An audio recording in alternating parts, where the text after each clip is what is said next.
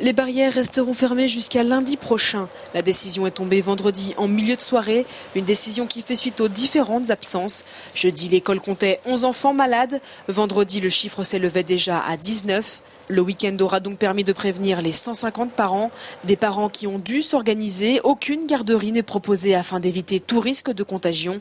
Du côté des enseignants, ce lundi matin, l'heure était aussi à l'organisation pour mettre en place une méthode d'enseignement à distance.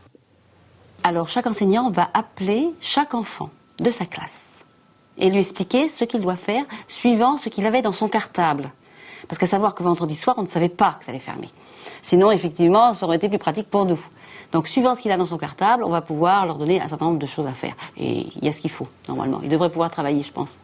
C'est donc avec sérénité que l'équipe pédagogique fait face à la situation, mais les enseignants souhaitent aussi rassurer. Cette formule d'éducation un peu particulière mais provisoire permettra d'entretenir les acquis des 202 jeunes écoliers. Il s'agit finalement de ne pas couper les ponts avec ce qu'on a l'habitude de faire. Et ils ne perdront pas une semaine. C'est sûr que le face-à-face didactique et pédagogique de l'enseignant avec sa classe va être forcément modifié. Il sera oral, mais il a le mérite d'exister. Et je crois que les familles ont été très sensibles samedi quand nous les avons appelées à ce lien qui va perdurer. À présent, tout est mis en place. Les écoliers ont donc jusqu'à vendredi pour préparer leurs leçons, car les professeurs ont déjà prévenu. Lundi 23 novembre, jour de la réouverture de l'école, tous les exercices donnés pour la semaine seront corrigés. Fermeture des classes donc, mais aussi campagne de vaccination pour les enfants qui va démarrer à la fin du mois de novembre. C'est ce que nous explique Frédéric Rose, le directeur du cabinet du préfet de la Vendée. On l'écoute. La vaccination des scolaires se fait de deux façons différentes.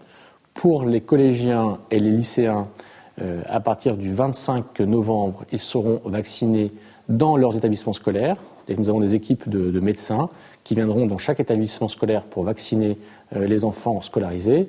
Ces enfants les parents de ces enfants recevront une convocation à leur domicile.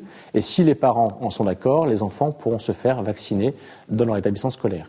Pour les enfants scolarisés en primaire et en maternelle, après accord de leurs parents, ils seront vaccinés en compagnie de leurs parents dans les centres de vaccination comme les adultes.